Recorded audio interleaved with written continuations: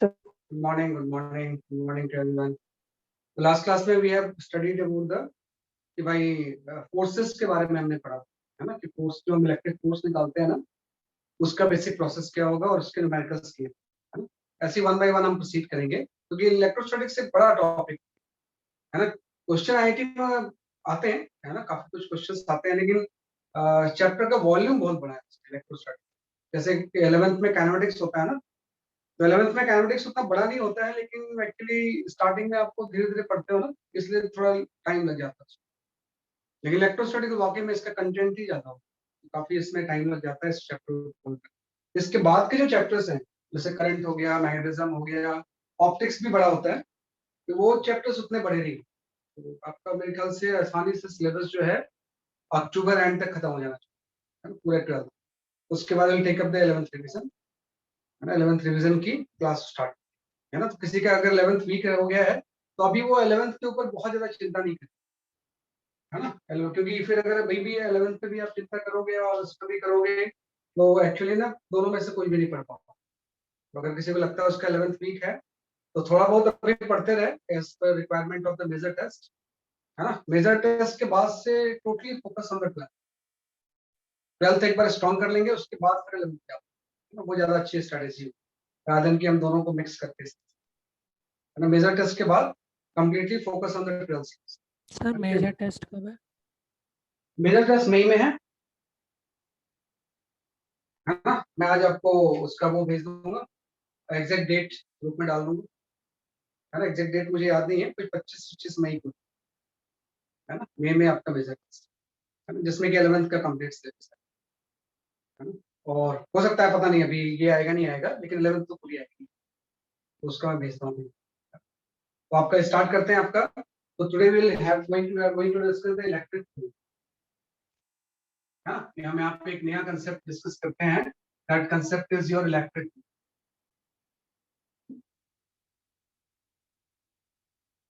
है ना। वही बात है कि इलेक्ट्रिक फील्ड जो है ना, ये कंसेप्ट सिंपल है। इलेक्ट्रिक फील्ड या फील्ड वर्ड जो भी मतलब उसका होता है, ये किसी चार्ज के इन्फ्लुएंस को शो करता है कि कोई भी चार्ज आप रखोगे तो उसका रीजन में इन्फ्लुएंस होगा, उसी इन्फ्लुएंस को हम एक नाम देते हैं, उसको हम बोलते हैं इलेक्ट्रिक। कि चार्ज का वहां पे क्या, जैसे कि आपका फील्ड है, कोई दूसरा चार्ज आएगा तो उसके ऊपर क्या एक्सर्ट होगा, जैसे कि आपका force exert.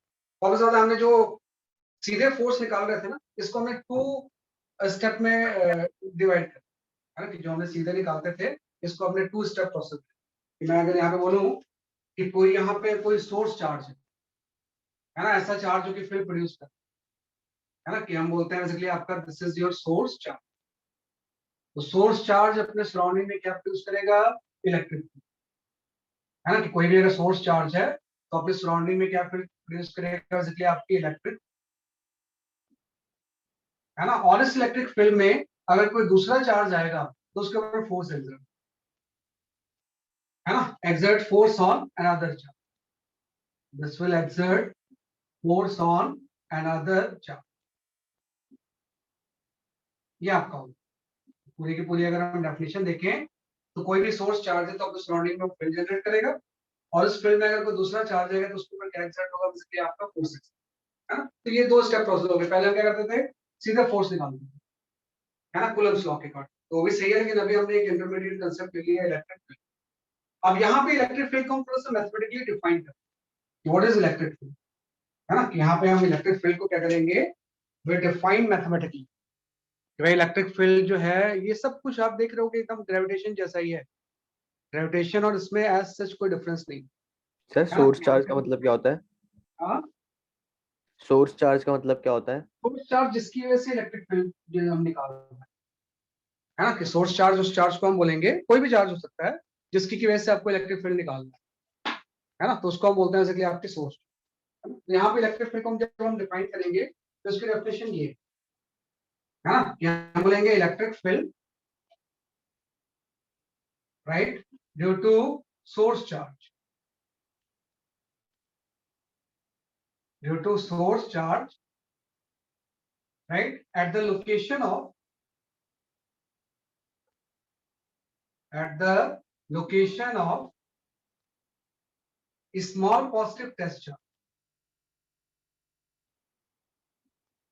Small positive test charge, है ना, कि electric field the source charge at the location of the small positive test charge is force per unit charge, unit charge experience by test,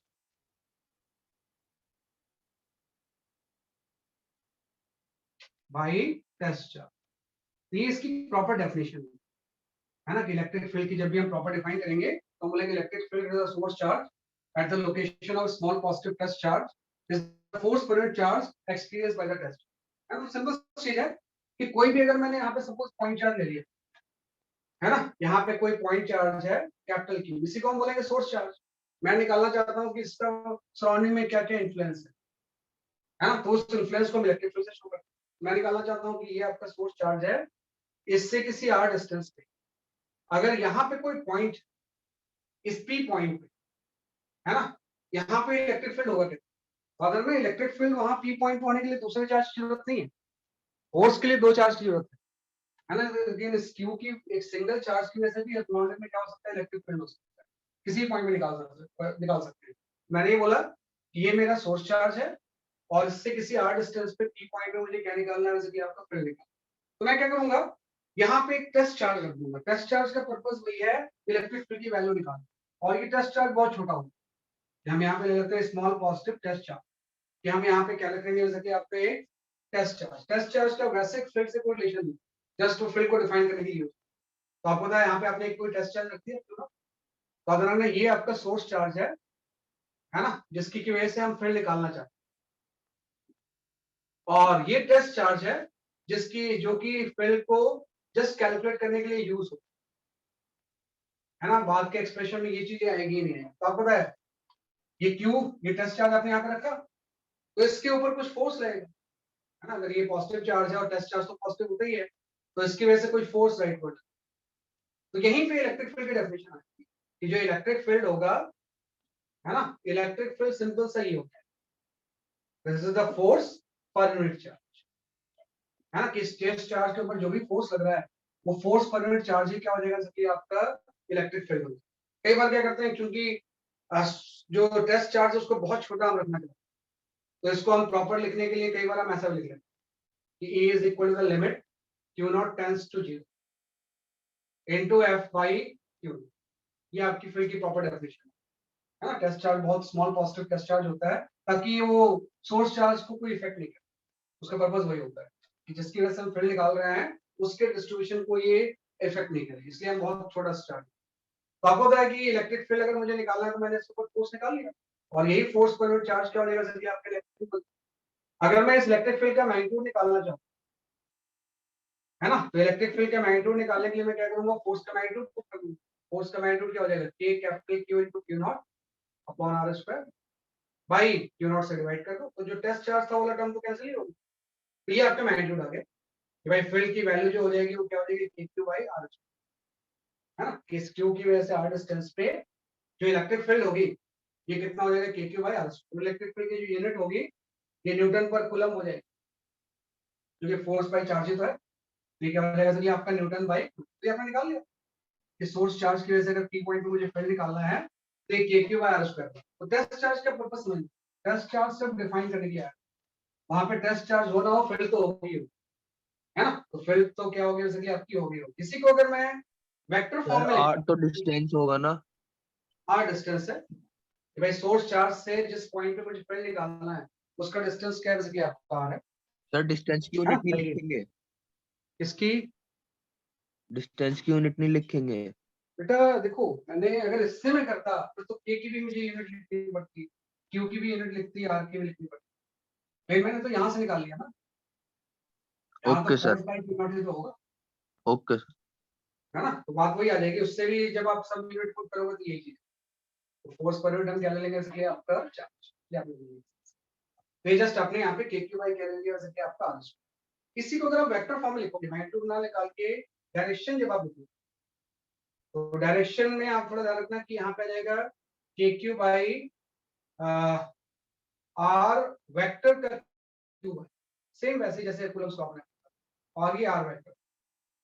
है ना, are को multiply divide, है ना, आपको पता है जब भी हम इसमें पुट करते हैं वेक्टर फॉर्म में तो यहाँ पे क्यू को साइन के साथ पुट करते हैं, है ना, और आर जो होगा इसको देखना पड़ेगा, है ना, कि भाई आर होगा क्या इसमें, यहाँ पे जो आर है वो वेक्टर है कौन सा, तो आर को आप इस तरह से लेंगे, r is the position vector of point p, r is the position vector of point p with respect to source charge, source charge ये r वेक्टर है, r वेक्टर क्या है, position vector of the point p with respect to the source charge, कि भाई source charge के respect में p point का position vector क्या होगा, ये आपका r है, ये 3D भी हो सकता है ना, यहाँ तो मैंने लिया, हो सकता है पॉइंट 3D में यहाँ पे कहीं पे ना हो, तो q के रिस्पेक्ट में r का पोजीशन वेक्टर जो होगा वो r है ना, और चूंकि मुझे डायरेक्शन के साथ चाहिए था इसलिए मैंने r को मल्टीप्लाई कर दिया, है ना, तो ये आपका वेक्टर फॉर्म में इलेक्ट्रिक फील्ड की डेफिनेशन। अब एक चीज आ गई कि फील्ड की डायरेक्शन क्या हो, तो यहाँ से सिंपल चीज है कि जो टेस्ट चार्ज पे फोर्स की डायरेक्शन होगी वही फील्ड की डायरेक्शन होगी। मैं अगर बोला जाए कि भाई इस की पॉइंट पे फील्ड की क्या डायरेक्शन होगी, जो टेस्ट चार्ज के ऊपर फोर्स है, फोर्स अगर रिपल्सिव है तो फील्ड भी रिपल्सिव होगी, अगर मान लो ये चार्ज नेगेटिव होता तो फोर्स अट्रैक्टिव होता, तो फील्ड भी कैसा होता है, आपका अट्रैक्टिव होता। तो जो डायरेक्शन फोर्स की होती है वही किसकी होती है, जैसे आपकी फील्ड, है ना, मतलब फॉर एग्जांपल कि अगर मुझे सिंपल सा मैं हर चीज हटा देता हूँ, वो सारा चीज जो टेस्ट चार्ज का कंसेप्ट था वो फील्ड को डिफाइन करने के लिए, अब ये सारा चीज मैं अगर यहाँ से हटा दूं तो जस्ट मैं ये बोलूंगा कि यहाँ पे अगर कोई पॉजिटिव सोर्स चार्ज है ना, यहाँ पे कोई पॉजिटिव क्या है आपकी सोर्स चार्ज है ना, प्लस क्यू चार्ज है ना, तो प्लस क्यू चार्ज से किसी आर डिस्टेंस पे फील्ड कितनी है, किसी पी पॉइंट है ना, वहां पे टेस्ट चार्ज होना हो फिर तो किसी एक चार्ज सोर्स चार्ज की वजह से हो, है ना, तो पॉजिटिव चार्ज से पी पॉइंट पे फील्ड जो होगी वो आगे, है ना, कि पॉजिटिव से हमेशा क्या होती है, जैसे कि आपकी अवे होती है रिपल्सिव फील्ड की डायरेक्शन, और फील्ड का मैग्नीट्यूड तो आपको पता ही है, अभी आपने बोला है कि इस फील्ड का जो मैग्नीट्यूड होगा वो जस्ट आपका हो जाएगा के क्यू अपॉन आर, के क्यू अपॉन आर, है ना। ऐसे अगर मैं ये चार्ज नेगेटिव ले लेता, है ना, यहाँ पे यही चार्ज मैं ले लेता वैसे आपका नेगेटिव -2, और सेम आर डिस्टेंस पे मुझे पी पॉइंट पे फील्ड निकालना, तो देखो मैग्नीट्यूड तो सेम ही रहता, बस डायरेक्शन चेंज होती है, अगर नेगेटिव चार्ज है तो जो फील्ड होती है वो अट्रैक्टिव, फील्ड की डायरेक्शन चार्ज की तरफ, है ना, तो पॉजिटिव से फील्ड अवे, नेगेटिव से क्या हो गया, जैसे आपके टुवर्ड्स, है ना, तो ये आपके, और ये जो मैं फील्ड लिख रहा हूँ this is the field due to the point charge, this is the field due to point charge, अगर कोई भी पॉइंट चार्ज है तो उसकी वजह से मैं यहाँ पे क्या लिख रहा हूँ, जैसे कि आपको फील्ड है ना, कि भाई किसी भी पॉइंट चार्ज के लिए फील्ड की वैल्यू हो कि पॉजिटिव से अवे नेगेटिव पे टुवर्ड्स, और उसका जो मैग्नीट्यूड होगा वो क्या हो जाएगा, जैसे कि आपका के क्यू बाई आर, है ना, तो मैग्नीट्यूड जो होगा वो कितना हो जाएगा, के क्यू बाई आर, मतलब अगर मैं क्यू चार्ज की वजह से यहाँ पे फील्ड वर्सेस डिस्टेंस का ग्राफ बनूं, कि वाई के एक्सिस पे अगर मैं फील्ड ले लूं वाई एक्सिस पे, और ये एक्सिस पे डिस्टेंस ले लूं, तो ये जो फील्ड वर्सेस डिस्टेंस का ग्राफ जो होगा वो ऐसा, होप यू अंडरस्टैंड क्यों ऐसा होगा, क्योंकि जहां पे r 0 होगी चार्ज की लोकेशन पे फील्ड इनफाइनाइट हो जाएगी, इस डेफिनेशन के अकॉर्डिंग जहां पे r टेंड्स टू 0 होगा वहां पे फील्ड टेंड्स टू क्या हो जाएगा, इनफाइनाइट, है ना, मतलब चार्ज की लोकेशन पे फील्ड हमेशा क्या होती है, इनफाइनाइट, और जैसे जैसे डिस्टेंस बढ़ेगा फील्ड क्या होगी, कम होगी, और जहां पे r इनफाइनाइट हो जाएगी फील्ड की वैल्यू क्या हो जाएगी, तो अगर मैं राइट साइड पे फील्ड निकालूं तो ये इस तरह से होगा पॉजिटिव, लेकिन यही पॉइंट अगर मैं इधर ले लेता हूँ तो आपको पता है यहाँ पे डायरेक्शन ऑफ फील्ड जो होगी इससे अभी लेफ्टवर्ड हो जाएगी, तो इसको जब हम ग्राफ को बनाएंगे तो इधर, है ना, तो ये फील्ड का डिस्टेंस के साथ मैंने क्या प्लॉट कर दिया ग्राफ, तो चार्ज की लोकेशन पे इनफाइनाइट, इसके राइट साइड पे फील्ड की जो डायरेक्शन होगी वो राइटवर्ड, तो आपने ऊपर बनाया है, इसके यहाँ पे फील्ड की डायरेक्शन क्या होगी, लेफ्टवर्ड, तो आपने इसको नीचे बना दिया, सेम इसी का जस्ट उल्टा हो जाएगा अगर ये चार्ज नेगेटिव हो, है ना, नेगेटिव चार्ज में आपको पता है टुवर्ड्स होती है मतलब अपोजिट, तो जो ग्राफ बनेगा वो आपका ऐसा, और यहाँ पे अगर मैं पॉइंट ले लें तो टुवर्ड्स इस तरफ हो जाए, यहाँ पे ग्राफ आपका इस तरह, है ना, तो ग्राफ भी मैंने यहीं पे समझा दिया, भाई चार्ज की लोकेशन की वजह से डिफरेंट पॉइंट पे डिफरेंट डिफरेंट फील्ड होगी, तो उसका डिस्टेंस के साथ ग्राफ है, हाँ, तो इस तरह से आता है इसको, ये भी एक इम्पोर्टेंट चीज। चार्ज की नीचे वाला लोकेशन पे ग्राफ किस हमेशा चीज का है? क्या चीज, ये फील्ड का डिस्टेंस के साथ ग्राफ, ईआर ग्राफ है ना। जैसे ये जो ग्राफ है, this is the field versus r. और सर ऊपर वाला भी तो वही था। हाँ, दोनों चीजें सेम है, एक पॉजिटिव के लिए एक नेगेटिव के लिए। भाई ये जो ग्राफ है दोनों अलग अलग, ये जो ग्राफ है ये पॉजिटिव चार्ज के लिए, पॉजिटिव sir. चार्ज से जो फील्ड होगी इस पर राइटवर्ड होगी तो ऊपर बनाएंगे, और इस तरफ लेफ्टवर्ड होगी इसलिए नीचे का। नेगेटिव चार्ज में उल्टा हो जाएगा ना, ग्राफ का नेचर तो सेम रहेगा, नेगेटिव चार्ज में उल्टा हो जाएगा, यहाँ पे फील्ड लेफ्टवर्ड तो नीचे आ जाएगा, और यहाँ पे राइटवर्ड है तो ये ऊपर है। तो ई के साथ डिस्टेंस का ग्राफ, ईआर ग्राफ इसको, फील्ड का डिस्टेंस के साथ graph according to this expression, E equal to k q by r square. तो ये मैंने निकाला field due to point charge, कि कोई भी अगर पॉइंट चार्ज है तो उसकी वजह से फील्ड की वैल्यू कितनी होगी। देखो नेगेटिव चार्ज में नेगेटिव फील्ड, देखो कोई भी वेक्टर क्वांटिटी ना पॉजिटिव नेगेटिव नहीं होती है ना, ये थोड़ा सा वेक्टर में आपको ध्यान देना था। वेक्टर क्वांटिटी में पॉजिटिव नेगेटिव जो होता है वो डायरेक्शन होता है ना। तो जैसे मैंने बोला कि यहाँ पे कोई पॉइंट चार्ज है, तो इसकी वजह से हम ये नहीं बोलेंगे कि फील्ड नेगेटिव, हम बोलेंगे फील्ड अट्रैक्टिव है, उसकी डायरेक्शन एक्स एक्सिस के अपोजिट। अगर ये पॉजिटिव चार्ज है तो हम ये नहीं बोलेंगे फील्ड पॉजिटिव, बल्कि फील्ड रिपल्सिव होगी और उसकी डायरेक्शन एक्स एक्सिस के। तो बेसिकली वेक्टर क्वांटिटी में कोई चीज पॉजिटिव नेगेटिव होती नहीं। पॉजिटिव नेगेटिव का मतलब वहां पे क्या होता है, डायरेक्शन है ना। डायरेक्शन जैसे यहाँ पे आप लोग हैं, तो अगर ये पॉजिटिव पुट करेंगे जो आर की डायरेक्शन होगी वही फील्ड की होगी, मतलब राइटवर्ड हो जाएगा। अगर यहाँ पे चार्ज में नेगेटिव ले लूंगा तो आर के अपोजिट फील्ड हो जाएगी, है ना। तो इसलिए वेक्टर फॉर्म में हमेशा चार्ज का हम क्या पुट करते हैं, जैसे कि आपका साइन। हाँ, स्केलर चीजें पॉजिटिव नेगेटिव होती है ना, स्केलर चीजें पॉजिटिव नेगेटिव होती है।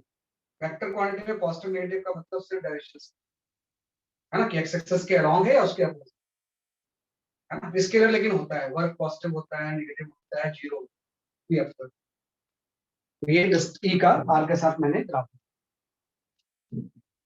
तो इस तरह से पॉइंट चार्ज की वजह से वी हैव कैलकुलेटेड फील्ड, है ना, कि पॉइंट चार्ज से हमने क्या कैलकुलेट कर लिया, वैसे कि आपका फील्ड कैलकुलेट। सर ये ग्राफ में लेफ्ट साइड वाला नीचे क्यों बन रहा है? नीचे इसलिए बन रहा है क्योंकि डायरेक्शन एक्स एक्सिस के अपोजिट है। क्यों की वजह से यहाँ पे अगर मैं फील्ड लूं तो इससे अवे होगा ना। तो कोई भी चीज जो एक्स एक्सिस के अलोंग क्वांटिटी जब होती है तो उसको हम ग्राफ में ऊपर बनाते हैं, और जब एक्स एक्सिस के अपोजिट होते हैं तो नीचे बनाते हैं। जैसे आप वेलोसिटी टाइम का ग्राफ प्लॉट करते हैं, है ना, इसमें ये लेफ्टवर्ड है इसलिए नीचे बन रहा है, एक्स एक्सिस के अलोंग है तो ये ऊपर।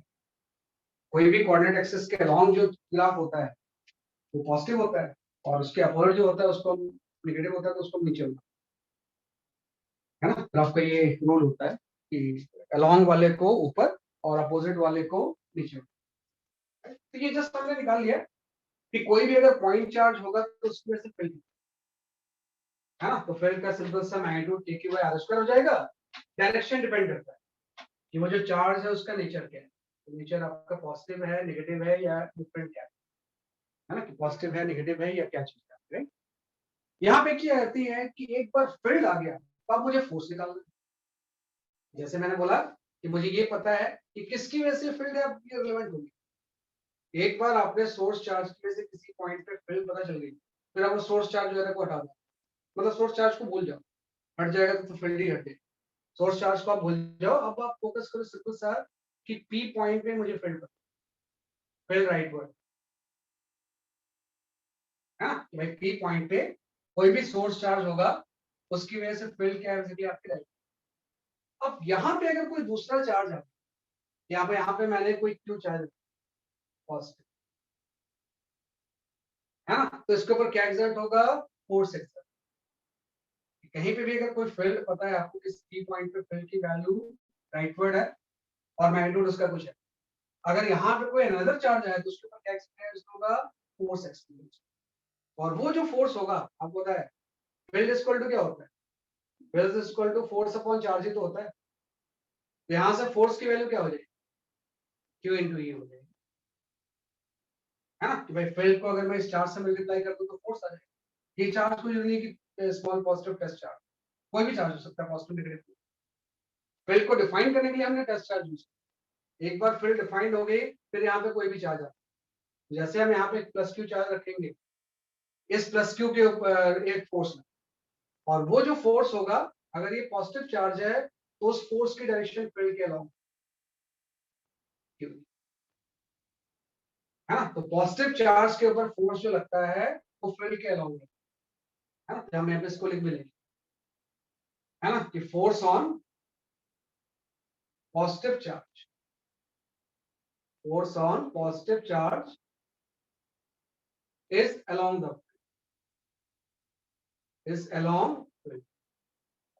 फोर्स ऑन पॉजिटिव चार्ज होगा फील्ड के क्या होगा सकते आपका अलाउंग।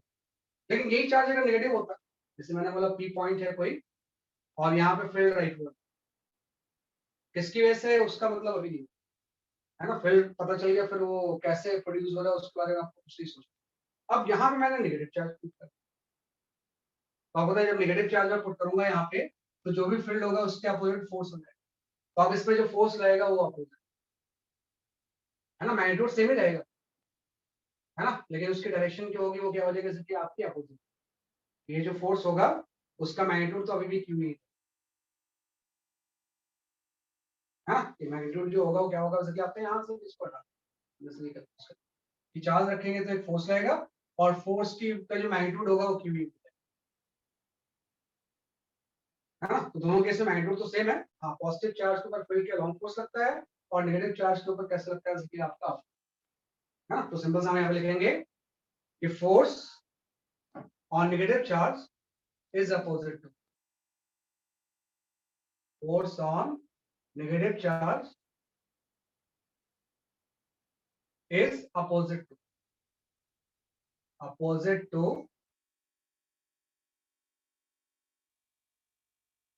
है ना। ये आपका फोर्स ऑन नेगेटिव चार्ज जो होगा वो फील्ड के कैसा लगता है जैसे कि आपका अपोजिट है ना। तो ये दो चीजें हम ध्यान है ना, फील्ड के रिगार्डिंग ये चीजें हम क्या करेंगे जैसे कि आपका इस तरह से ध्यान, तो ये आप थोड़ा सा इसमें एनालाइज करोगे कि फोर्स की मैग्नीट्यूड तो क्यू ही रहेगा, मैग्नीट्यूड में फिर वेक्टर साइन का दो ऐसे, और डायरेक्शन अगर पॉजिटिव चार्ज है तो फील्ड के अलाउंग, नेगेटिव चार्ज है तो फील्ड के क्या हो जाएगी अपोजिट, राइट। तो सिंपल सा अगर मैं समराइज करूं पूरी चीजों को तो कुछ नहीं है, ये मतलब जस्ट एक 2 स्टेप प्रोसेस में मैंने डिवाइड, बाकी सारी चीजें तो हम कूलम्स लॉ के अकॉर्डिंग ही करते हैं, ये सब भी कूलम्स लॉ ही, जस्ट हम इसको 2 स्टेप प्रोसेस कर रहे हैं। भाई पहले मैं क्या करूंगा कि कोई भी प्लस क्यू चार्ज हो, है ना, मान लो कोई प्लस क्यू चार्ज यहाँ पे रखा हूं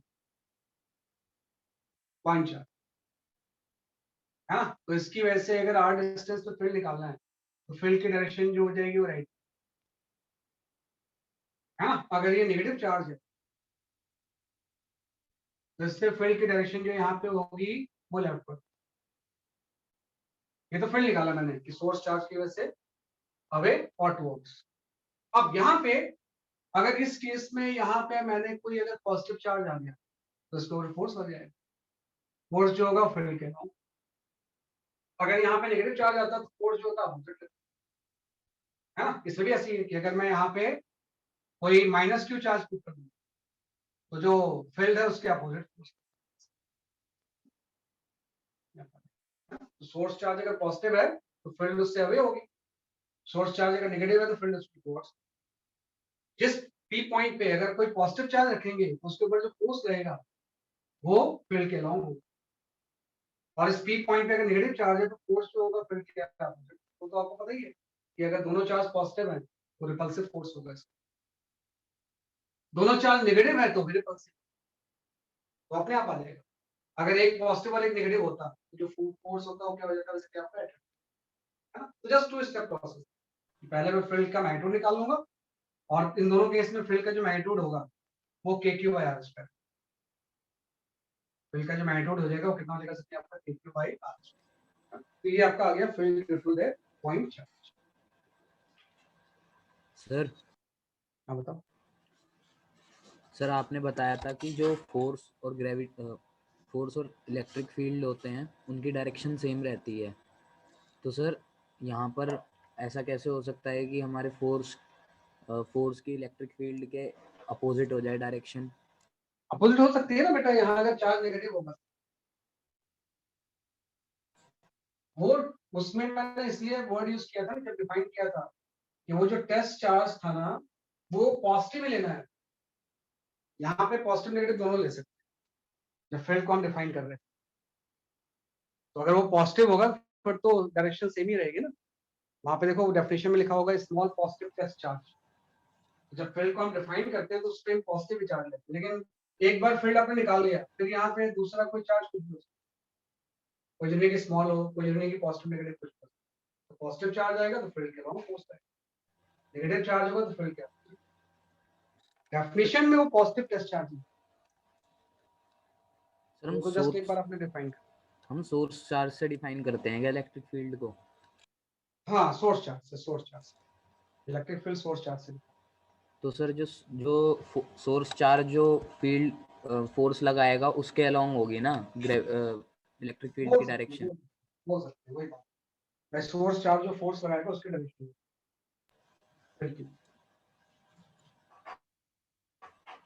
और सर लेफ्ट हैंड साइड पे जो आपने फर्स्ट डायग्राम बनाया है जिसमें हमने दोनों चार्जेस को पॉजिटिव, कंफ्यूज हो रहे हो, चीजों को ठीक से एकदम समझो। आप अननेसेसरी जो है ना कंफ्यूज होगे तो इसमें आप समझ में नहीं आएगा। कुछ मैं बोल रहा हूँ उसमें आप ध्यान दो।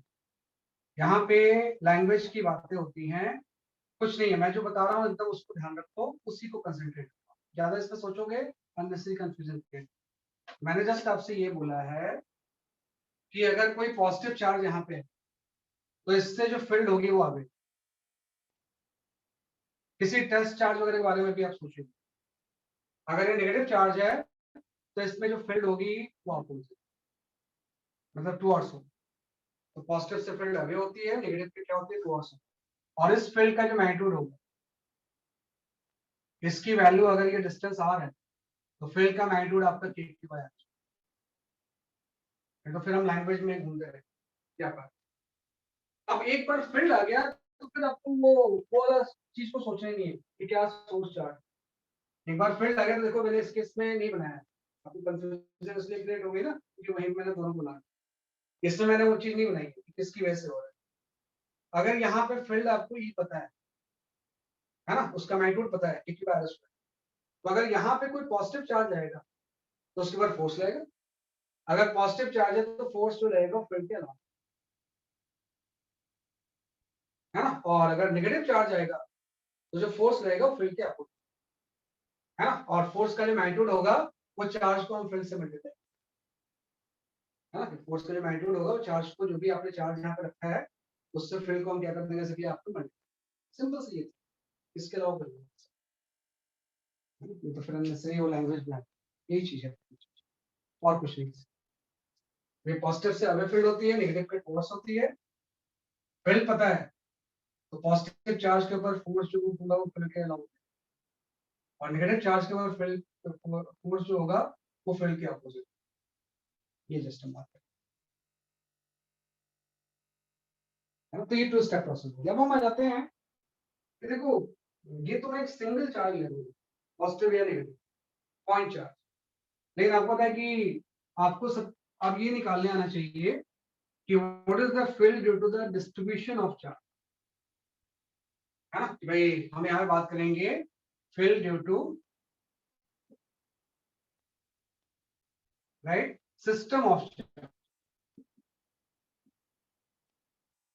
सिस्टम ऑफ चार्ज, है ना। कि भाई कोई भी अगर सिस्टम ऑफ चार्ज है तो उसकी वजह से हम फील्ड कैसे निकालें, है ना। तो सिस्टम ऑफ चार्ज में से दो तरह का हो सकता है।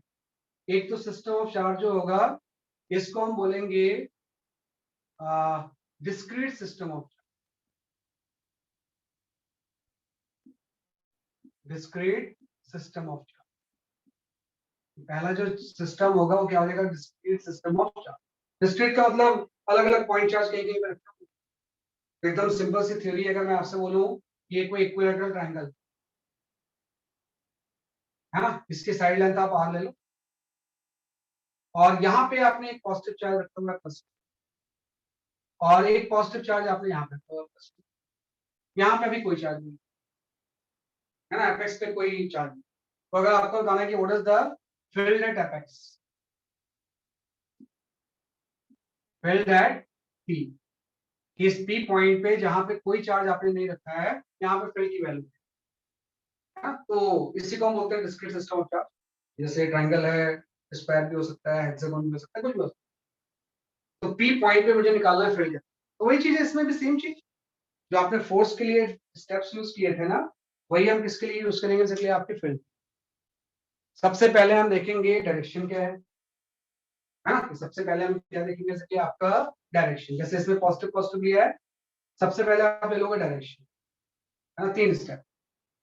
सबसे पहले आप ले लोगे डायरेक्शन, फिर आप ले लोगे मैग्नीट्यूड, फिर हम क्या ले लेंगे, मैग्नीट्यूड, एंड फिर हम ले लेंगे सुपरपोजिशन प्रिंसिपल या वेक्टर सम। सुपरपोजिशन प्रिंसिपल को हम क्या बोलते हैं, वेक्टर सम। 3 स्टेप है ना। तो मैं बोलूंगा ये पॉजिटिव क्यों चार्ज है, इसकी वजह से पी पॉइंट पे फील्ड की क्या डायरेक्शन होगी, तो पॉजिटिव से अवे होता है, तो फील्ड की डायरेक्शन इस तरफ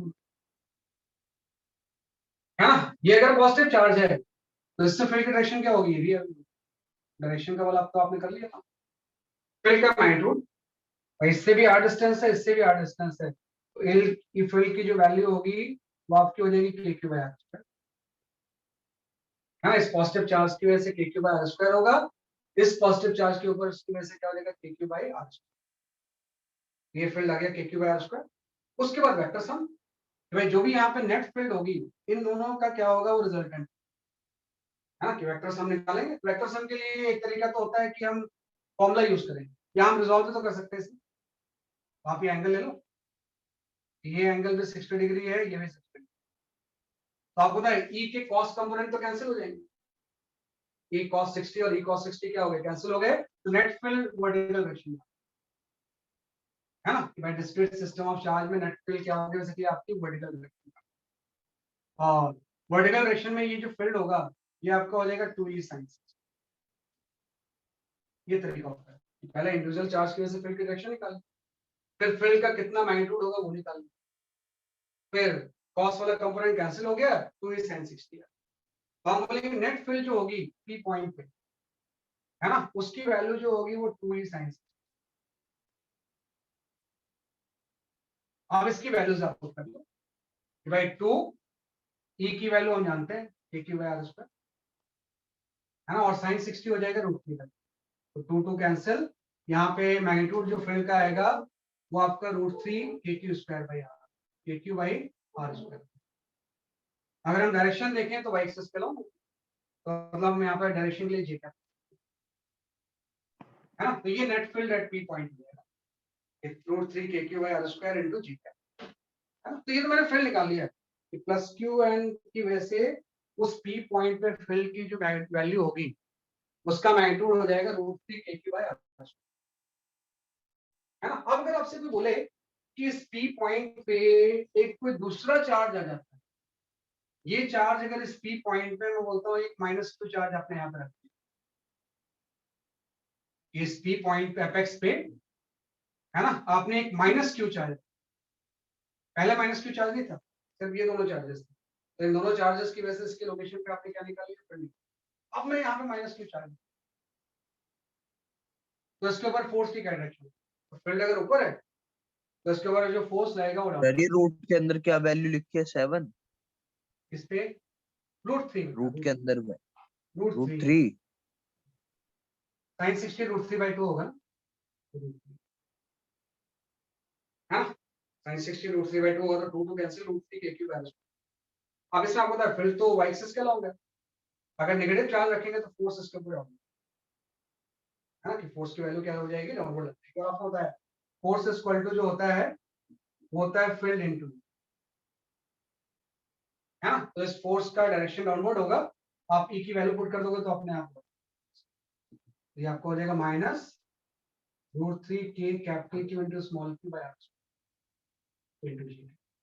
सर हमने पी की जगह चार्ज रख दिया, में हाँ पी की जगह पे चार्ज रख दिया, बाद में पहले फील्ड निकाल लिया, फिर उसके बाद पी की जगह पे मैंने एक नेगेटिव चार्ज रखा, तो नेगेटिव चार्ज के ऊपर फोर्स लगे। कहीं पे भी कोई फील्ड है तो उसमें जब चार्ज एंटर होगा तो उसके ऊपर फोर्स, और वो फोर्स कितना होगा, अगर फील्ड ऊपर की तरफ है तो जो फोर्स होगा वो डाउनवर्ड, तो यहाँ से भी क्लियर है F equal to Q into E vector होता है। तो अगर मैं फील्ड की ये वैल्यू पुट कर दूं, चार्ज को अगर साइन के साथ यहाँ पुट करूँ माइनस, तो ये माइनस जे कैप आ माइनस जे कैप मतलब डाउन है ना। तो ये टू स्टेप प्रोसेस है, पहले दोनों कैसे मैंने फील्ड निकाल लिया इस स्टेप्स को यूज करके।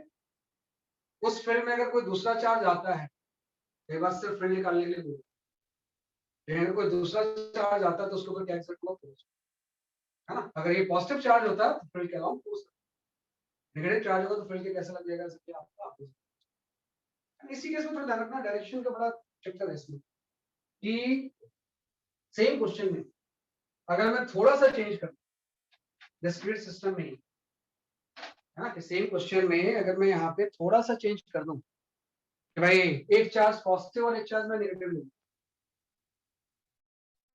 भाई ये इक्विलेटरल ट्रायंगल है ना, इस तरह से, और एक चार्ज मैंने पॉजिटिव ले लिया, दूसरा चार्ज क्या ले लिया मैंने, वैसे कि आपका नहीं, ये प्लस क्यू चार्ज है और यहाँ मैंने चार्ज को चेंज करके माइनस, तो सेम निकालना है कि फील्ड एट पी के,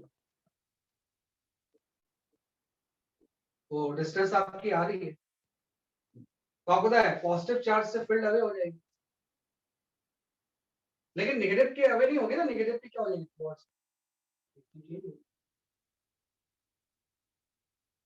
है ना, डायरेक्शन क्या होगी, वैसे आपकी चेंज, दोनों में पॉजिटिव थे तो अवे हुए थी, अब नेगेटिव पे टुवर्ड्स, अब फील्ड का मैग्नीट्यूड तो दोनों डिस्टेंस तो आ रही है, वो के क्यू बार स्क्वायर ही होगा, है ना, ई का जो मैग्नीट्यूड होगा उसको साइन से क्या मतलब के क्यू बार स्क्वायर होगा। इसके बाद वेक्टर सम, तो वेक्टर सम निकालेंगे तो अब आपको पता है वाई कंपोनेंट कैंसिल, अगर ये 60 डिग्री है और ये भी 60 डिग्री है ना, तो ई साइन 60 और ई साइन 60 कैंसिल, ये जो सम आएगा वो इस डायरेक्शन, ये आपका आ जाएगा 2e, तो फील्ड एट पी जब लिखोगे आप तो ये लिख दोगे फील्ड एट पी हो जाएगा 2e साइन, सर cos 60 होगा ना, हाँ sorry sorry 2e cos 60, cos resolve करेंगे तो साइन तो कैंसिल, cos 60 2e cos 60, हाँ, तो इसमें वैल्यूज आप पुट कर दो, 2e की वैल्यू कितनी हो जाएगी kq/r, और sin 6 cos 60 जो होगा वो हाफ कैंसिल हो गया, हाफ, तो आपका वैल्यूज मैग्नीट्यूड आ गया kq/r, और डायरेक्शन जो होगी वो हॉरिजॉन्टल एक्स एक्सिस के ऊपर है ना। तो आप देखो दोनों अगर पॉजिटिव चार्ज थे तो वाई एक्सिस के अलाउंग फील्ड आ रही थी कितने में, एक चार्ज आपने नेगेटिव कर दिया तो अब एक्स एक्सिस के अलाउंग फील्ड हो कितने, तो अभी तो मैंने फोर्स की बात ही नहीं की, मैंने बोला फील्ड निकाला मैंने। अब यहाँ पे अगर कोई चार्ज आएगा तो उसको फोर्स लगेगा, अगर पॉजिटिव चार्ज यहाँ रखेंगे फील्ड के अलाउंग फोर्स, और अगर यहाँ नेगेटिव चार्ज रखेंगे तो फील्ड, सिंपल सी थ्योरी, पहले हम सिस्टम की वजह से फील्ड निकाल लेंगे, उस टाइम हम फोर्स की बात ही नहीं करते। अब अगर आता है तो दूसरा चार्ज रखते हैं तो उसके ऊपर क्या एग्जर्ट होगा, उस पॉइंट पे फोर्स, पॉजिटिव पे फील्ड के अलाउंग, नेगेटिव पे क्या हो जाएगा, सकते आपका कुछ तरह से। ये तो डिस्क्रीट सिस्टम ऑफ चार्ज,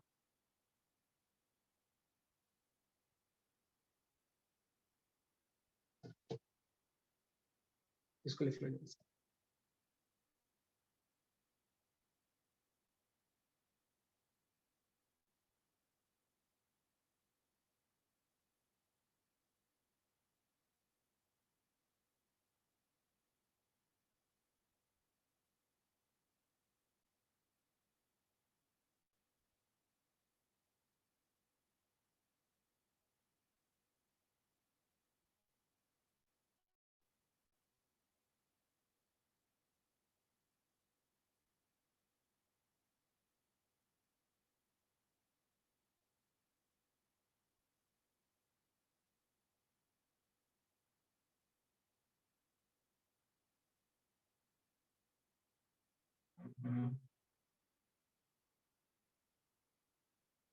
ठीक है, ये आप लिख रहे हैं। तो ये मैंने बात की है, this is the field due to the discrete system of charge, है ना, कि डिस्क्रीट सिस्टम ऑफ चार्ज की वजह से फील्ड कितना होगा। तो एक क्वेश्चन आप सॉल्व कर लो फिर हम आगे बढ़ते हैं।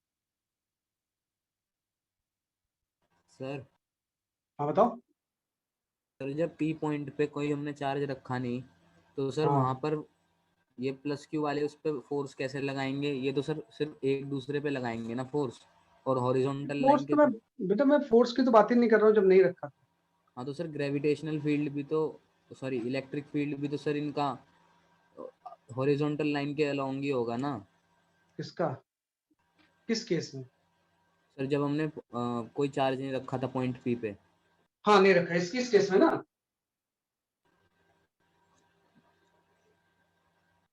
Yes sir. मैं बोलता हूँ पहले तो हॉरिजॉन्टल लाइन के लाऊंगी।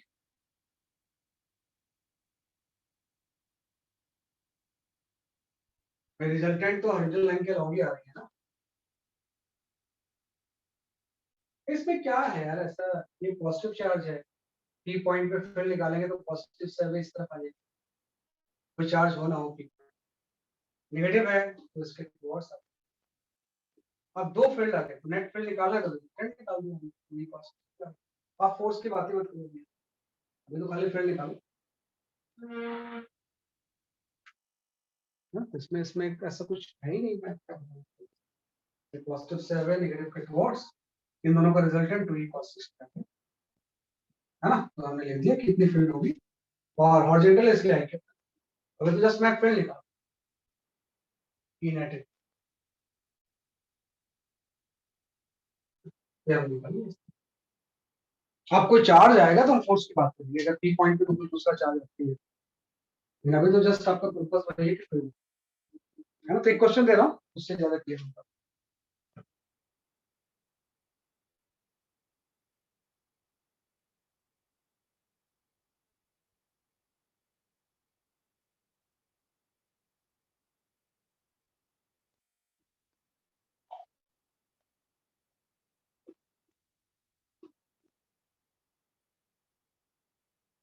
ओके, हाँ दो क्वेश्चन है, बहुत अच्छे दोनों क्वेश्चन है। पहले ये कर लो आप इसमें, फिर दूसरा क्वेश्चन करते हैं।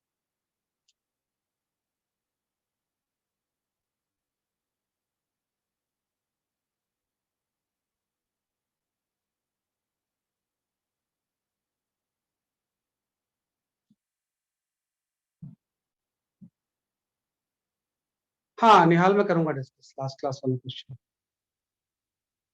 करूंगा मैं उसे डिस्कस। आज तो नहीं करूंगा, लेकिन मे बी एक दो क्लास के बाद क्लास के बाद करता हूँ। आप ग्रुप में एक बार आंसर भेज देना अपने, फिर वेरीफाई करके फिर मैं उसको डिस्कस। कल जो 3 क्वेश्चन मैंने दिए थे।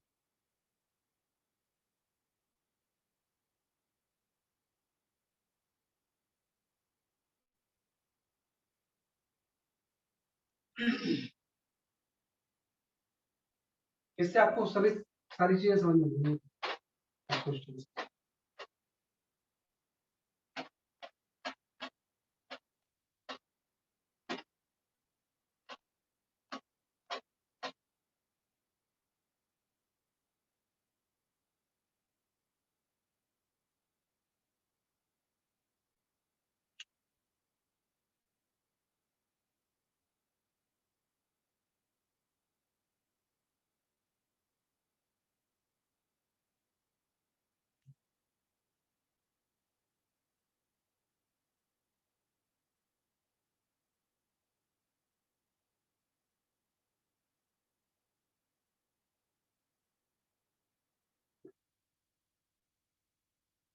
देखो डी पॉइंट पे जहां फील्ड निकाला वहां कोई चार्ज नहीं है ना। जहां पे फील्ड निकालते हैं वहां पे कोई चार्ज नहीं है।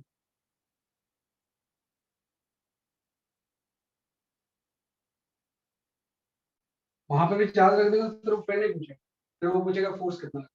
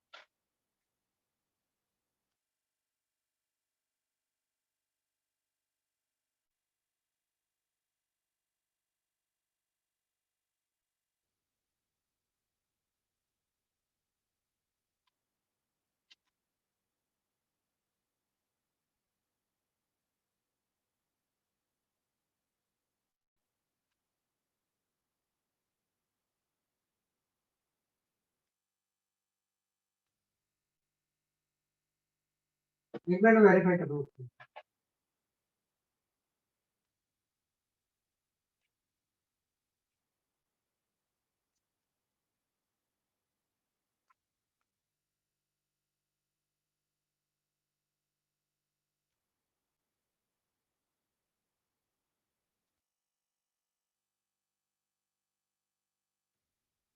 सही है।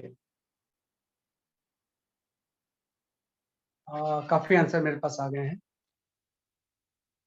Tanishq your answer is correct. नहीं, मैग्नीट्यूड बताना है आपको आंसर का मैग्नीट्यूड बताना है। ये थार्थ your answer is correct. Ramesh your answer is correct. Nihal your answer is correct. Khushi your answer is correct. वही जैसे फोर्स निकालते हैं वैसे सेम चीज है, सेम चीज है, सही जैसे ही।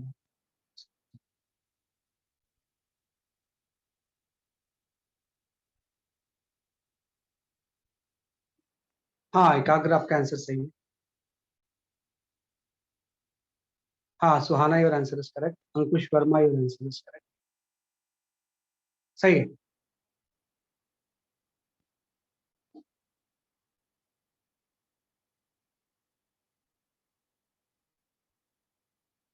वो आपने सिंप्लीफाई कर दिया कार्तिकेय, उसका भी सही होगा। I will explain this question.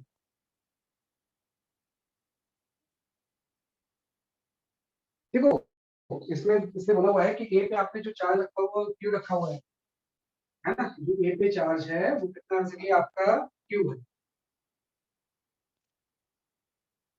ना। इसमें अगर देखा जाए Q minus two Q plus, यहाँ पे एक प्लस क्यू चार्ज है, बी पे चार्ज आपने माइनस, और यहाँ पे भी चार्ज कितना प्लस। आपके डी पे कोई चार्ज नहीं, अगर डी पे भी चार्ज होता तो फिर बोलता कि डी पे फोर्स कितना है। अगर डी पे चार्ज नहीं है तो सारे चार्ज की वजह से यहाँ पे स्टेप फैक्टर वो फील्ड पूछा है डी पे। वही है, सबसे पहले डायरेक्शन देखेंगे तो इस पॉजिटिव क्यू की वजह से फील्ड की डायरेक्शन अभी होगी, इस पॉजिटिव की वजह से डाउनवर्ड हो जाएगी है ना, और इस माइनस टू क्यू की वजह से इसके टुवर्ड्स हो। पहले तो डायरेक्शन ध्यान देना पड़ेगा, और चूंकि ये दोनों का मैग्नीट्यूड तो सेम होगा लेकिन ये मैग्नीट्यूड कुछ डिफरेंट। आपकी E1 E2 ले, ये E1 है तो ये भी E1 होगा, ये E2 है ना। माइनस बाद में हो सकता है सेम ही आ जाए, लेकिन अभी फिलहाल हमको लग रहा है कि अब अलग होना चाहिए। मैं इसको E2 ऐसे ले लूंगा है ना। तो डायरेक्शन सबसे पहले डिफाइन करना है, पॉजिटिव से अवे माइनस के टुवर्ड्स फील्ड के डायरेक्शन। फिर हम सबका मैग्नीट्यूड लिखते हैं, तो जो E1 आ गया उसका मैग्नीट्यूड हो जाएगा KQ/A², और जो E2 होगा इसका मैग्नीट्यूड हो जाएगा K इंटू 2Q। आपको साइन नहीं पुट करना, एक बार अपना डायरेक्शन ले लिया फिर साइन को भूल जाओ। डायरेक्शन ले लिया तो माइनस के लिए क्या होता है, मैग्नीट्यूड लिख रहे हैं K 2Q बाई ये डिस्टेंस आपको √2 हो जाएगा, ये आपको हो जाएगा √2 A का, है ना। ये आपको हो जाएगा √2 A²। अल्टीमेटली आप देखो E2 की वैल्यू भी सेम ही आ जाएगी KQ/A²। हाँ, ये भी कितना आ गया सके आपका KQ/A²। हाँ, तो अब इसके बाद फील्ड का जब मैग्नीट्यूड में लिखूंगा नेट फील्ड कितनी होगी E नेट, हाँ तो E नेट में लिख सकता हूँ इसको। भाई ये सारा कुछ आप देख रहे हो तो आपको होगा कि सारी चीजें सेम ही है। तो कैलकुलेट करके मुझे समझ में आ गया कि जो सारी फील्ड है वो E1 है। तो आपको पता है इसको निकालने का सिंपल तरीका E1 का रिजल्टेंट क्या हो जाएगी √2 E1 ना। ये √2 E1 हो गया और ये इधर E1 हो गया, तो नेट फील्ड इस डायरेक्शन में लगेगी और इससे इसको माइनस कर देंगे। जो नेट फील्ड होगी वो √2 - 1 इंटू E1 है ना। भाई E1 का रिजल्टेंट √2 ही हो गया, इधर E1 था, नेट फील्ड इस डायरेक्शन में होगी, उसका मैग्नीट्यूड इतना हो जाएगा। E1 की वैल्यू पुट कर दो, E1 की वैल्यू हो जाएगी KQ/A²।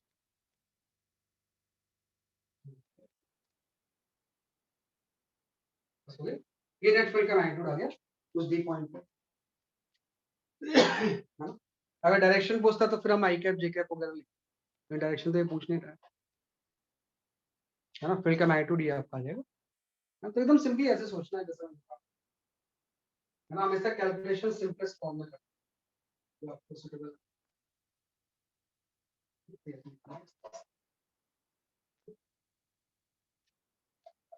तो ये तो आपने फील्ड कैलकुलेट किया है फॉर डिस्क्रीट सिस्टम। अब आ जाता है कंटिन्यूअस सिस्टम ऑफ चार्ज, है ना।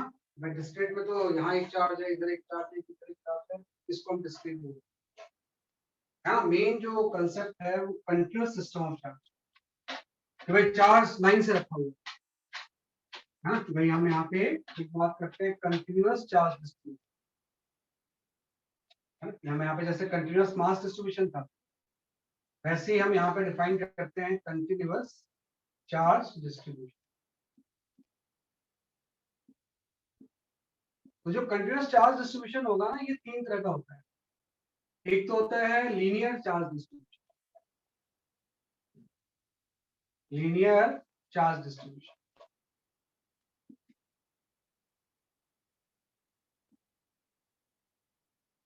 है ना। तो जो लीनियर चार्ज डिस्ट्रीब्यूशन का मतलब ये हो गया कि इस तरह से कोई रॉड है, इसमें इस तरह से चार्ज डिस्ट्रीब्यूट है ना, कंटिन्यूअसली डिस्ट्रीब्यूटेड है, पॉजिटिव नेगेटिव कुछ भी है, तो इसका हम होता है लीनियर चार्ज डिस्ट्रीब्यूशन। तो हम यहाँ पे डिफाइन करेंगे linear charge density, linear charge density, है ना। लीनियर चार्ज डेंसिटी का मतलब हो जाएगा चार्ज पर यूनिट लेंथ, इसको हम लैम्डा से शो करेंगे, और ये dq by dl, है ना, charge per unit length.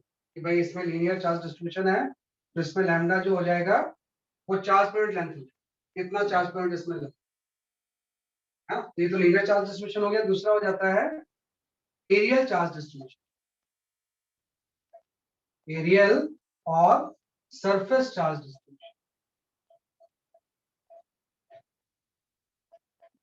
Charge distribution,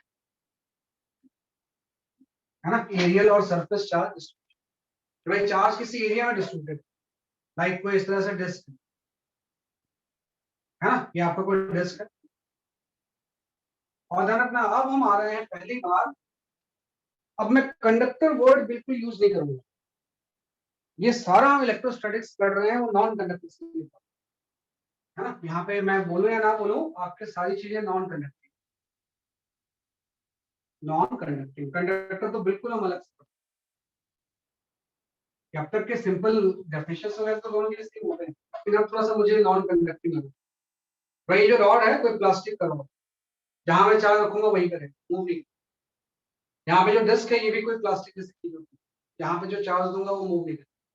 non conductor में चार्ज कहीं मूव नहीं करे, यहाँ पे आप रखते हो वही करे। तो डिस्क में इस तरह से चार्ज डिस्ट्रीब्यूटेड है, पूरे एरिया में यूनिफॉर्म है, यूनिफॉर्म चार्ज डिस्ट्रीब्यूशन की बात है ना। तो यहाँ पे हम बात करेंगे एरियल चार्ज डेंसिटी,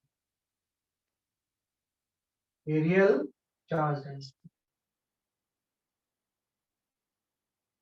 है ना। एरियल चार्ज डेंसिटी को हम सिग्मा से शो करते हैं, और ये सिग्मा होता है dq by area, charge per unit area को ही हम क्या बोलते हैं, एरियल चार्ज डेंसिटी, है ना। सिंपल सा लीनियर हो गया, एरियल हो गया, एक आपका वॉल्यूम हो जाएगा, है ना, कि हम वॉल्यूम में भी चार्ज हो सकता है।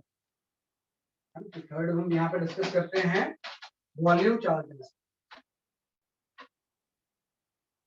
थर्ड आप यहाँ पे डिस्कस करोगे वॉल्यूम चार्ज डेंसिटी,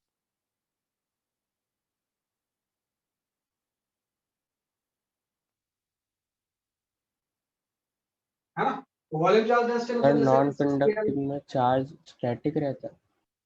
हाँ, नॉन कंडक्टर में जहां चार्ज रखते हैं वहीं पे रहता है, कंडक्टर में मूव कर जाता है ना। कोई भी नॉन कंडक्टिंग सब्सटेंस है ना, तो उसमें फ्री चार्ज नहीं, जहां पे आपने चार्ज रखा वो वहीं पे है। अभी जो भी चीज हम पढ़ रहे हैं हम नॉन कंडक्टिंग चीजों के बारे में पढ़ रहे हैं, है ना। तो लीनियर या आपका डिस्क आ गया, वॉल्यूम चार्ज डेंसिटी, वॉल्यूम में हम यहाँ पे स्फीयर ले लेते हैं, कोई आपका स्फीयर, स्फीयर भी कोई नॉन कंडक्टिंग सब्सटेंस, तो स्फीयर के वॉल्यूम में चार्ज रह सकता है।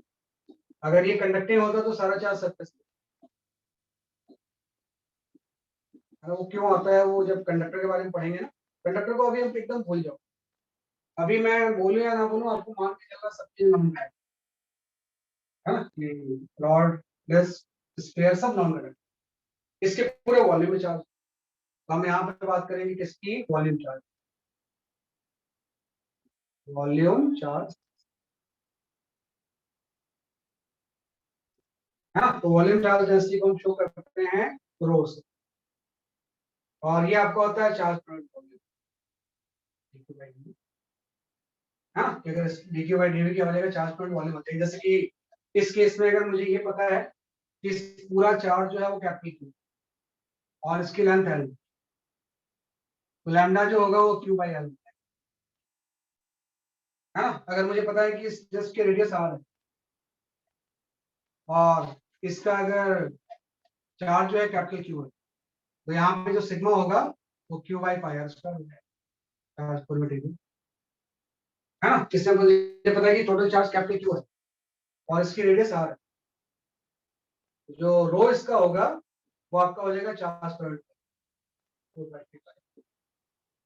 तो चार्ज को हम तीन तरह से डिस्ट्रीब्यूट कर रहे हैं, लाइन के लॉन्ग, सरफेस पे एंड वॉल्यूम है ना। तो इसी को हम बोलते हैं कंटिन्यूअस चार्ज। अब इस कंटिन्यूअस चार्ज डिस्ट्रीब्यूशन की वजह से फील्ड निकालने आपको है ना, कि जो कंटिन्यूअस चार्ज डिस्ट्रीब्यूशन है इसकी वजह से हम क्या निकालेंगे, इसलिए आपको फील्ड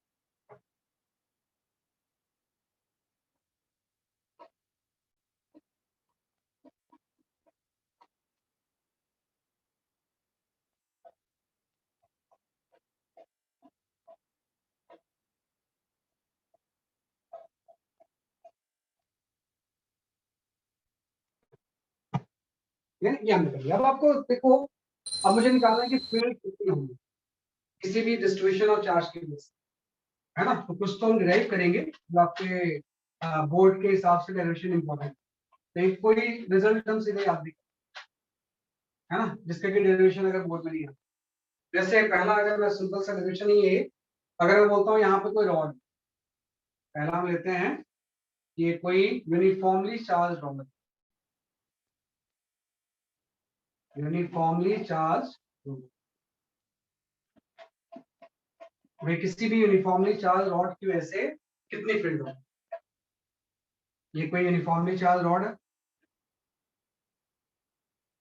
चार्ज यूनिफॉर्मली डिस्ट्रीब्यूटेड है इसके ऊपर, और चार्ज डेंसिटी आपको दिया हुआ लेंथ, इसकी लेंथ L है, और इस रॉड की वजह से मुझे यहां से किसी ए डिस्टेंस पे फील्ड निकालना, पी पॉइंट पे कोई चार्ज नहीं है ना। यूनिफॉर्मली चार्ज कोई रॉड है, उसके एंड से ए डिस्टेंस पे पी पॉइंट पे इलेक्ट्रिक फील्ड निकालना। What is the field eight field at P, कि पी पॉइंट पे कितना फील्ड है ना। तो एकदम ध्यान दो, कुछ नहीं इसमें आपके पास देखो फॉर्मूला जो है वो सिर्फ एक ही है, वो फॉर्मूला है पॉइंट चार्ज है ना। तो ये रॉड कोई पॉइंट चार्ज तो है नहीं। हम जानते हैं कि आपके पास फॉर्मूला तो यही है, ई की वैल्यू जो होती है वो होती है आपकी के क्यू बाई आर स्क्वायर। लेकिन ये फॉर्मूला जो होता है this is the due to point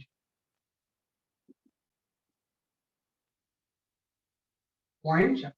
तो ये रॉड कोई पॉइंट चार्ज तो है नहीं, तो इसमें आपको इंटीग्रेट करना है ना। इसमें क्या करना पड़ेगा आपको, इंटीग्रेट है ना, क्योंकि पॉइंट चार्ज तो है नहीं। जब भी कोई कंटिन्यूअस चीज आती है तो उसका फील्ड हम कैसे निकालते हैं, इंटीग्रेशन। और इंटीग्रेशन में सिंपल सी दो स्टेप होती है, element selection and integration. Element selection and integration. Simple सी ये स्टेप। ये सबसे पहले आप एलिमेंट सेलेक्ट कर लो और उसको इंटीग्रेट कर दो। तो आप क्या करोगे, P से किसी x डिस्टेंस पे, है ना, आप इसके एंड से भी ले सकते थे लेकिन मैं P पॉइंट से, P से किसी x डिस्टेंस पे आपने एक एलिमेंट चूज किया और इस एलिमेंट का जो विड्थ है वो dx है ना। एलिमेंट x डिस्टेंस पे आपने एक एलिमेंट चूज कर लिया, उसका विड्थ कितना है dx, और इसके ऊपर चार्ज आपने ले लिया dq, है ना, कि मुझे चार्ज कितना हो गया, जैसे कि आपका dq हो गया। तो आपको पता है ये पूरा रॉड पॉइंट चार्ज नहीं है लेकिन ये dq ऑलमोस्ट पॉइंट चार्ज होगा ना। तो पहले मैं निकालूंगा इस dq की वजह से p पॉइंट पे फिल, तो चूंकि dq पॉजिटिव है इसलिए फील्ड अवे होगी d। तो पहले मैं निकालूंगा field due to element, field due to dq, है ना। तो dq को हम पॉइंट चार्ज मान सकते हैं, तो फील्ड ड्यू टू dq जो होगा उसको मैं लिखूंगा d, d की वैल्यू हो जाएगी k dq by x square. भाई एलिमेंट इतना छोटा होगा कि इसको हम पॉइंट चार्ज मान सकते हैं, तो एक्स डिस्टेंस पे फील्ड की वैल्यू ये होती है इस फॉर्मूले के अकॉर्डिंग। आपको होता है ऐसे ऐसे बहुत सारे एलिमेंट, है ना, सबकी डिस्टेंस से तो अलग अलग होगी वेरिएबल, तो सबकी वजह से अगर हम फील्ड निकालें तो इसको इंटीग्रेट करना पड़ेगा। तो टोटल फील्ड जब आप निकालोगे तो ये जस्ट आपका हो जाएगा integration of k dq by x square. और आपको पता है dq की जगह पे हम लैम्डा dx लिख सकते हैं, क्योंकि lambda is equal to dq by dx से तो होगा। तो dq की जगह पे यहाँ पे क्या है, जैसे कि आपका लैम्डा है, वो आप यहाँ पे पुट कर दो, तो k एंड लैम्डा तो बाहर आ जाएगा, इंटीग्रेशन ऑफ आपका आ जाएगा dx बाई एक्स, ये तरीका होगा, है ना, कि भाई dq की जगह पे लैम्डा इनटू dx पुट कर दिया तो k लैम्डा बाहर आ गया, dx बाई एक्स स्क्वायर। अब ध्यान रखना x की लिमिट क्या है, x कहां से कहां तक चेंज हो रहा है, तो x A का to p N। से लिमिट, तो x की किस वैल्यू से रॉड स्टार्ट हो रहा है a से, और x की किस वैल्यू तक जा रहा है a प्लस n, तो इसकी जो लिमिट होगी a से स्टार्ट होके कहां तक जाएगी a प्लस n, a से a प्लस n, हाँ, लिमिट जो होगी ध्यान रखना है, लिमिट उसके अकॉर्डिंग होती है जो आपने x चूज किया, तो x अगर आप यहां से लेते तो 0 से l हो जाता, आपने यहां से लिया a से स्टार्ट होके a प्लस n। और आपको ध्यान रखना है कि इसका इंटीग्रेशन जो होता है dx बाई एक्स स्क्वायर का, ये minus 1 by x rule use करो, यहाँ माइनस एक्स बाई एल आ जाएगा, तो आप उसके बाद लिमिट पुट कर दो, हो जाएगा minus k lambda into 1 by और a to a plus l, है ना। तो फाइनली वहां पे फील्ड आ गई, तो इस डॉट की वजह से उस p पॉइंट पे जो फील्ड होगी, है ना, रॉड की वजह से उस p पॉइंट पे जो फील्ड होगी, है ना, यूनिफॉर्मली चार्ज रॉड है, उससे इस p पॉइंट पे जो फील्ड होगी वो राइटवर्ड होगी, और इस फील्ड का जो मैग्नीट्यूड होगा वो आपका हो जाएगा जैसे कि आपका k lambda l by a into a, ये फाइनली आंसर, हाँ, इसमें लिमिट पुट करोगे तो ये आएगा k lambda l by a into a plus l आ जाएगा। ये तरीका होता है, इसी को हम बोलते हैं एलिमेंट सिलेक्शन एंड इंटीग्रेशन। जब भी कोई कंटीन्यूअस डिस्ट्रीब्यूशन होगा तो एलिमेंट सेलेक्ट करोगे, पहले एलिमेंट की वजह से कितनी फील्ड होगी वो निकालेंगे, और ऐसे से बहुत सारे एलिमेंट होंगे तो टोटल फील्ड निकालेंगे, उसको हम क्या कर देंगे, what if this charge is negative, ये अगर रॉड में नेगेटिव चार्ज होता तो क्या होगा, सेम आंसर होगा, जो डायरेक्शन राइटवर्ड है वो लेफ्टवर्ड, पॉजिटिव से फील्ड अवे होती है, नेगेटिव की क्या होती है, जैसे आपकी क्रॉस, पॉजिटिव से अवे, नेगेटिव की क्या हो जाएगी, तो ये आप कर सकते हो। ये सारा अपने सेंटर ऑफ मास से मोमेंट ऑफ इनर्शिया में इसी तरह से कैलकुलेशंस करेंगे, रॉड के सेंटर ऑफ मास कहां पे होगा या कोई ऑब्जेक्ट से करके तो सेम उसमें मास डिस्ट्रीब्यूशन था, इसमें charge distribution,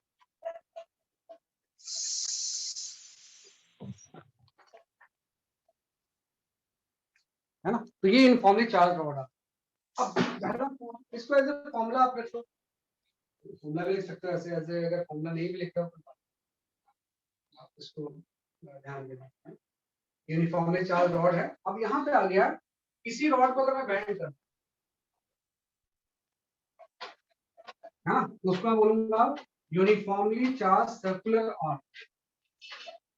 uniformly charge circular arc की वैसे प्रिंट करना, यहाँ पे आ जाएगा सेकंड नंबर पे जो हम पढ़ रहे हैं, that is the uniformly charge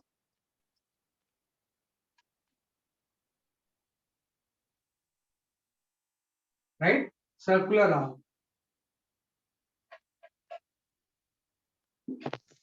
है ना। कि अगर कोई यूनिफॉर्मली चार्ज सर्कुलर रॉड है, इसी रॉड को मैंने बेंड करके इस तरह से आर्क की फॉर्म में, यस, और ये यूनिफॉर्मली चार्ज पर लेंथ इज लैम्डा, ये इसका सेंटर है, रेडियस आर है ना। तो आप बता रहे कि what is the field at C, field at C कितना,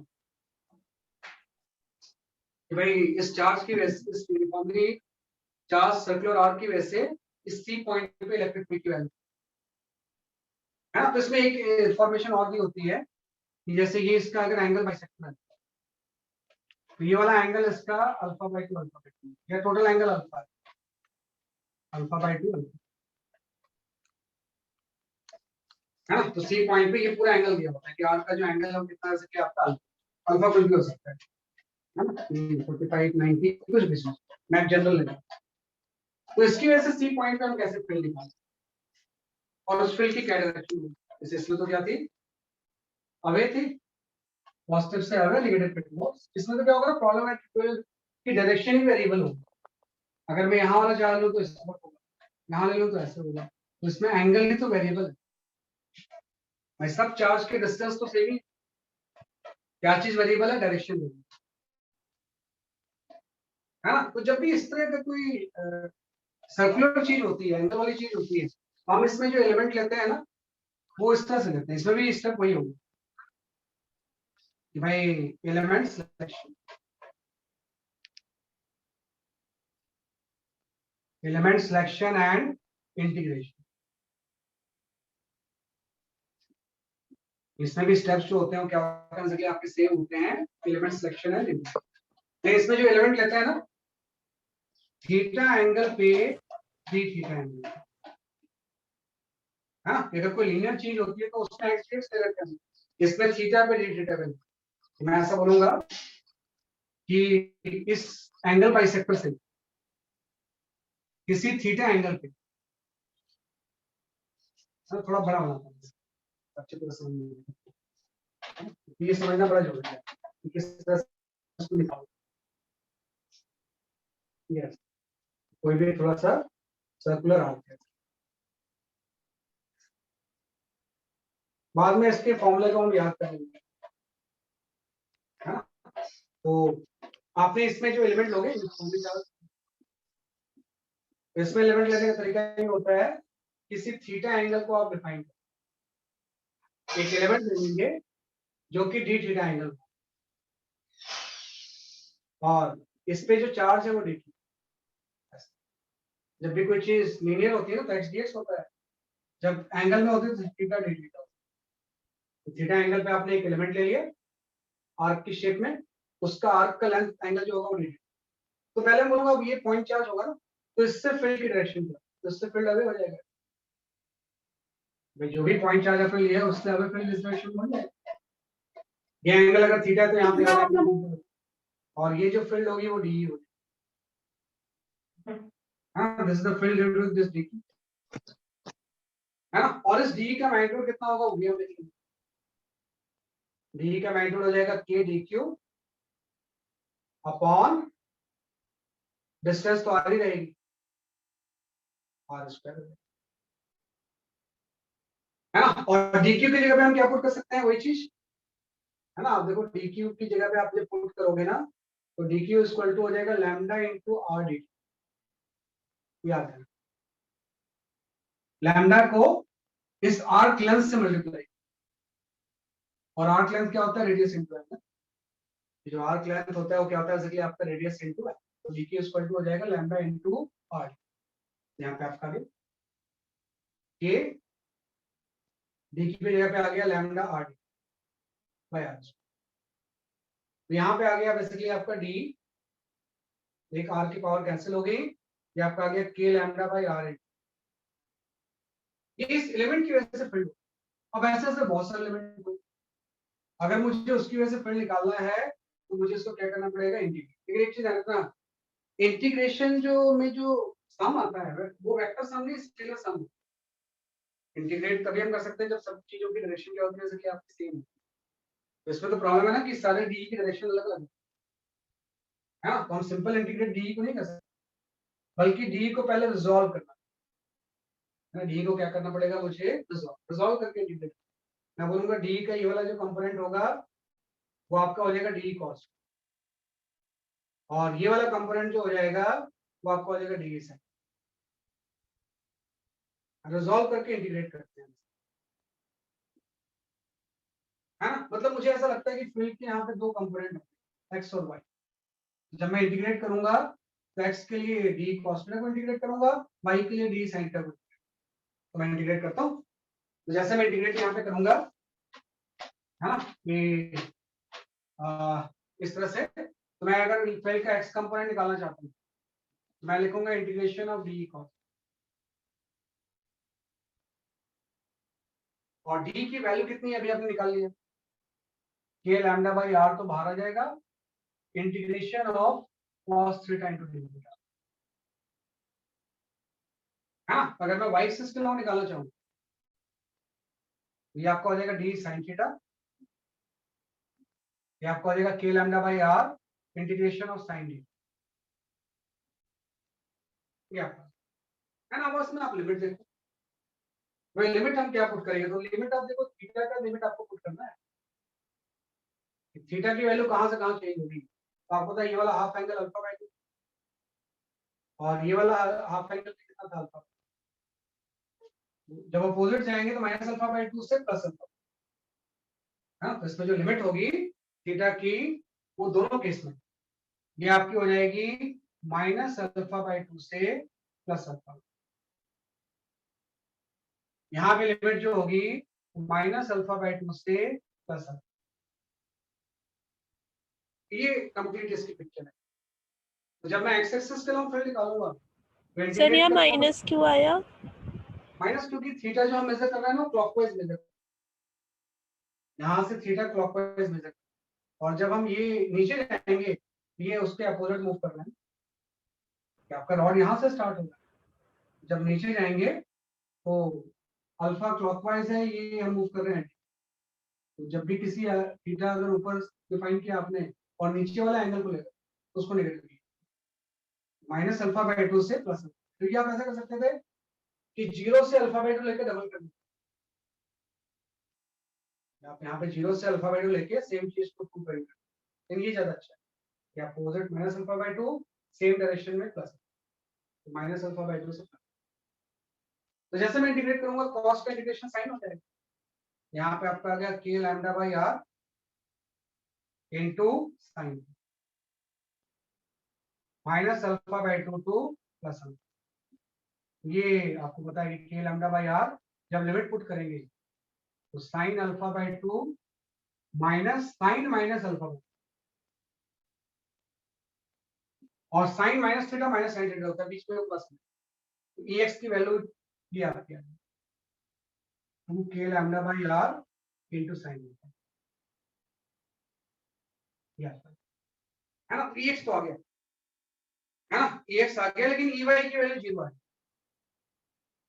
e y इसलिए 0 आ जाएगा क्योंकि यहाँ पे साइन लोगे तो ये cos हो जाएगा, और cos माइनस थीटा जो होता है cos थीटा, ये चीज 0 है। मतलब अगर आप वहां पे 0 नहीं भी लेते हो तो ये अल्टीमेटली 0 है ना। वैसे भी ये जो 0 है इसको हम शुरू में भी ड्यू टू सिमेट्री भी लिख सकते हैं, y will be 0 due to symmetry. वैसे मैंने कैलकुलेट किया है तो अल्टीमेटली कैलकुलेशन में वो 0 आ गया, लेकिन वैसे 0 जो आता है ये due to symmetry will, due to symmetry इसलिए तो जैसे इस चार्ज की वजह से डी इस तरफ है, अगर मैं एक चार्ज यहाँ पे ले लूँ तो उसकी वजह से डी इस तरफ है, तो डी के वर्टिकल कंपोनेंट तो सारे अपने आप कैंसिल हो जाएंगे, हॉरिजॉन्टल कंपोनेंट है ना। तो आप कई बार सिमेट्री से भी कर सकते, सिमेट्री से पहले ही वाई जीरो सिर्फ एक्स के अंदर। तो फाइनल आपका ये फॉर्मूला आ गया 2k lambda by r into sin alpha by, है ना। तो यूनिफॉर्मली चार्ज सर्कुलर आर्क की वजह से जो फील्ड होती है वो ये होती है 2k lambda by r into sin।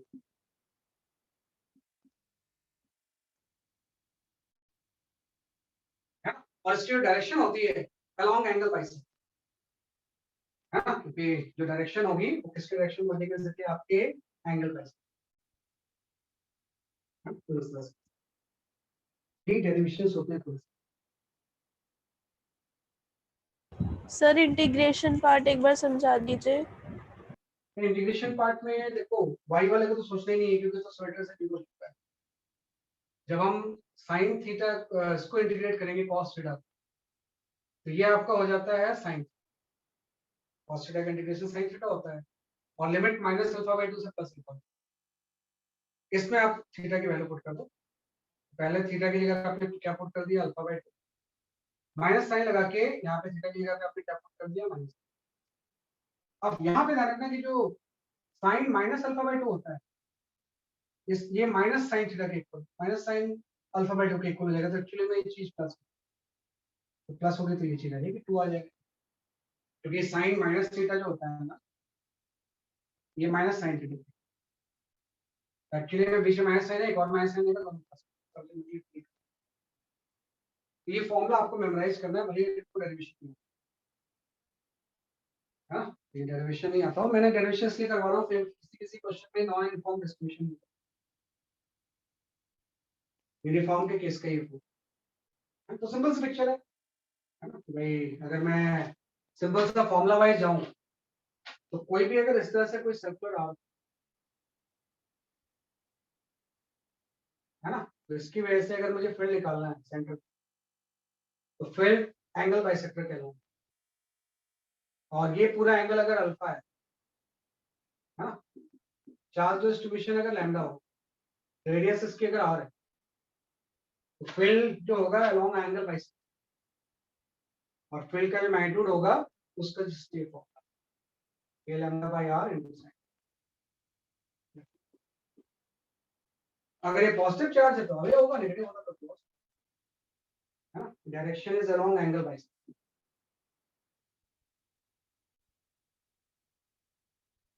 Along angle bisector,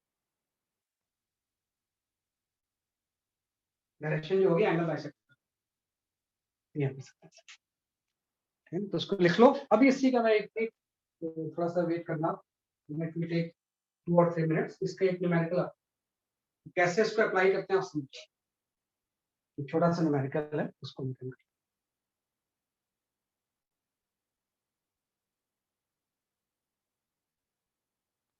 ये डेरिवेशन बोर्ड में नहीं आता, ये डेरिवेशन बोर्ड में नहीं, जो डेरिवेशन बोर्ड में आएगा ना मैं उसके आगे लिख दूंगा NCERT derivation.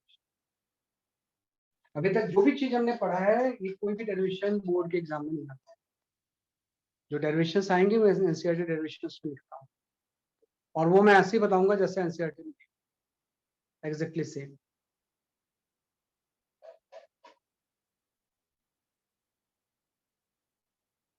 Okay, I will share one question,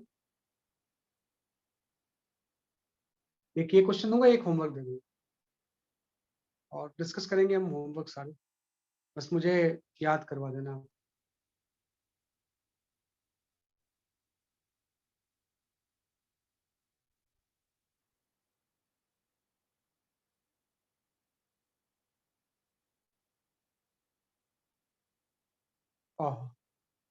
मुझे लगता है वो मैंने डाला नहीं उसे, चलो कोई नहीं, आप खुद ही सॉल्व कर लो, मैं बता देता हूँ, है ना। एक जस्ट इसी का एप्लीकेशन है। अगर आपसे कोई ये पूछे ये आपका कोई इस तरह से कोई सेमी सर्कुलर आर्क है ना, यहाँ पे कोई इस तरह से सेमी सर्कुलर,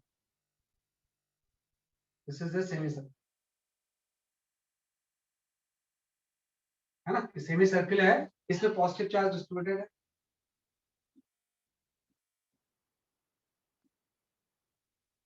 है ना, इसमें क्या डिस्ट्रीब्यूटेड है, बेसिकली आपका positive charge, total positive charge Q charge को है distribute, this radius is R, है ना, तो find the electric field at C, क्या इसका आंसर आएगा,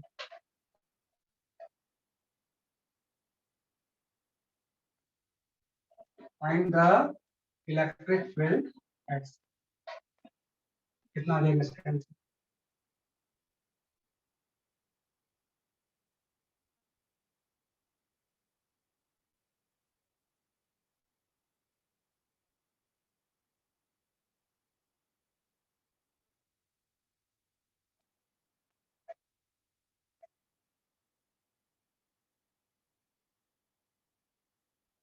हाँ नहीं नहीं हाल जीरो नहीं होगा, और रमेश आपका आंसर सही है,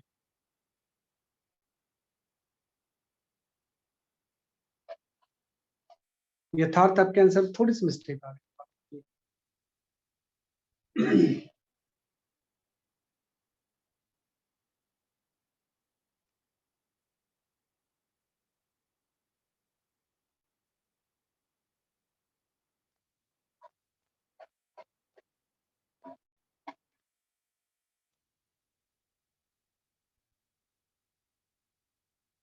नहीं लैम्डा नहीं दिया हुआ है, लैम्डा की जगह पे चार्ज दिया, आपको लैम्डा नहीं दिया हो गया, दिया हुआ है लैम्डा की जगह, हाँ जगह पे आपको चार्ज दिया हुआ है, सही बात, सही है। मैं बताता हूँ फटाफट, इसमें कुछ ऐसा सोचने का नहीं, कुछ सीधे फॉर्मूला अप्लाई करना है, तो आप फिर से डिराइव थोड़ी करोगे, इसके फिर से एलिमेंट लेकर डिराइव करोगे, सीधे भाई ये किसी भी अल्फा के लिए वैलिड है, उसके लिए वैलिड है, इस केस में आप देखो जो एंगल हम अल्फा ले रहे थे, इस केस में अल्फा पाई, अल्फा पूरा 180 डिग्री हो जाएगा सेमी सर्कल, अल्फा की जगह पाई, यहाँ पे फॉर्मूला आ गया, ई की जो वैल्यू होगी वो आपकी हो जाएगी 2k lambda by r into sine pi by, है ना, अल्फा की जगह पे पाई ले लिया मैंने, और साइन पाई बाई 2 मीन्स 91 हो जाएगा, तो फील्ड का मैग्नीट्यूड जो हो जाएगा वो 2k लैम्डा बाई,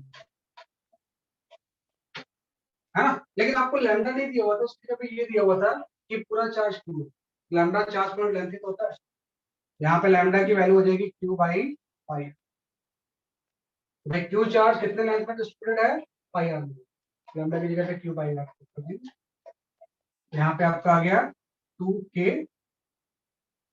है ना, क्यू बाई पाई आर, है ना, और डायरेक्शन, डायरेक्शन होती है एंगल बाइसेक्टर, और पॉजिटिव चार्ज है तो अवे होगी, है ना, तो फील्ड को अगर हम वेक्टर फॉर्म में लिखना चाहें, यहाँ पे माइनस जे के, ये प्रॉपर आंसर, तो सीधे आपने फॉर्म में यूज कर लिया, किसी भी केस में ये फॉर्म में यूज, और डायरेक्शन एंगल बाइसेक्टर के अलोंग हो रहे हैं, अगर ये पॉजिटिव चार्ज है तो अवे होगा, अगर नेगेटिव चार्ज होता तो जस्ट आपने थोड़ा सा और ये सीखा how to calculate the electric field given the system of charge, चाहे वो कंटीन्यूअस हो चाहे बेसिकली आपका point charge. That's all for today, bye bye.